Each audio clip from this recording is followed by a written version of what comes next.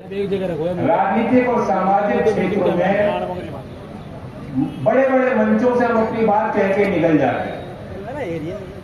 कभी ऐसे सजे हुए मंचों से आपने चौधरी चरण सिंह जी को सुना हो, कभी चौधरी अजीत सिंह जी को सुना हो। और आज मेरे लिए परम सौभाग्य है कि उनकी कर्म की भूमि अपने लोगों के बीच, अपने बड़े परिवार के सदस्यों के बीच मैं आपका आशीर्वाद लेने आया हूं। मेरी माता बहनें भी हैं, मेरे पगड़ीदार बुजुर्ग भी हैं, मेरे नौजवान साथी हैं, जिनके कंधों पे आगे का भविष्य का दारोमदार है, ग्रामीण भारत के अस्तित्व की लड़ाई है, वो युवा साथी भी हैं।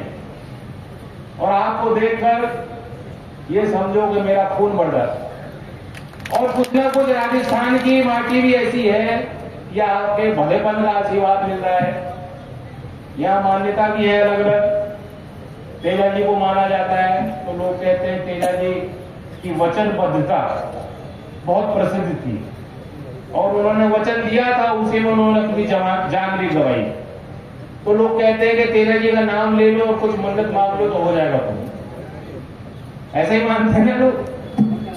मुझे तो लगता है कि मैं राजस्थान का नाम लेता हूं और जो काम करना चाहता हूं वो काम पूर्ण हो जाता है। इससे पहले प्रधानमंत्री कौशल विकास योजना की विलंबित परियोजना चल रही, मेरे मंत्री बनने से पहले 2 साल से लंबित थी, उसे अप्रूवल और सैंक्शन नहीं मिल पा रहा।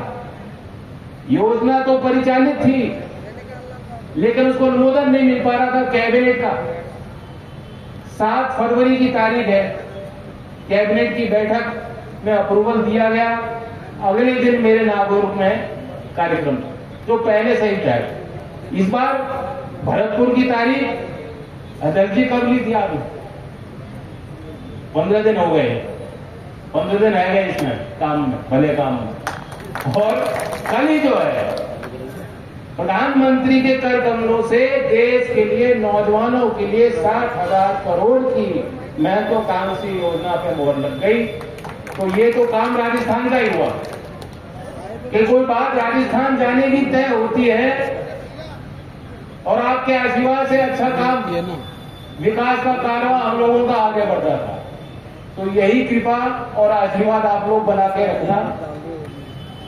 चौधरी चरण सिंह जी ने एक बात कही थी जिसकी गूंज आज भी देश के राजनीतिक गलियारों में तो है ही, गांव गांव में भी उस बात की गूंज, उस बात की समझ रखने वाले लोग जानते हैं कि वही बात आज भी ये देश के लिए प्रासंगिक। और वो बात थी कि देश के खुशहाली का रास्ता ये देश के गांव के खेत और खलिहानों के रास्तों से होके जाता है। यानी विकास की हम जो भी परियोजनाएं देश में बनाते हैं, जब तक उसके मुख्य बिंदु में ग्रामीण लोग नहीं होंगे, गांव का विकास नहीं होगा, तो भारत के दर्शन में व्यावहारिक तौर पर वे योजना लोगों को लाभान्वित नहीं कर पाएगी। भारत के विकास और प्रगति में उसका योगदान नहीं होगा। वही बात आज भी है।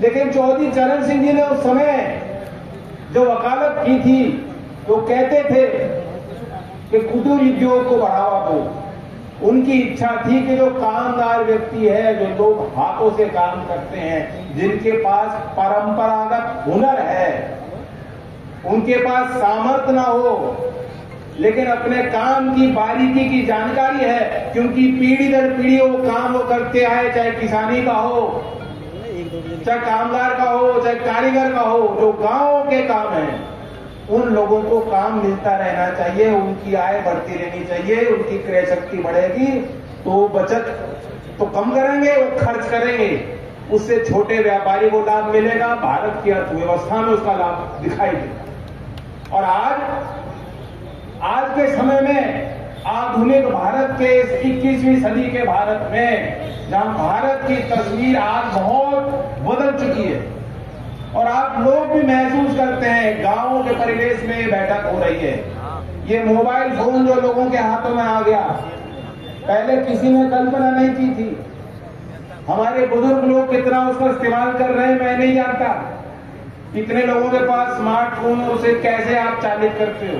लेकिन आज गांव-गांव के बच्चे को मालूम है, कोई सरकारी योजना बनती है, उसका लाभ भी लेना है तो सारी जानकारी, सारी प्रक्रिया, सब कुछ डिजिटल माध्यम से, मोबाइल फोन के माध्यम से, इंटरनेट के माध्यम से घर घर सीधी पहुंच।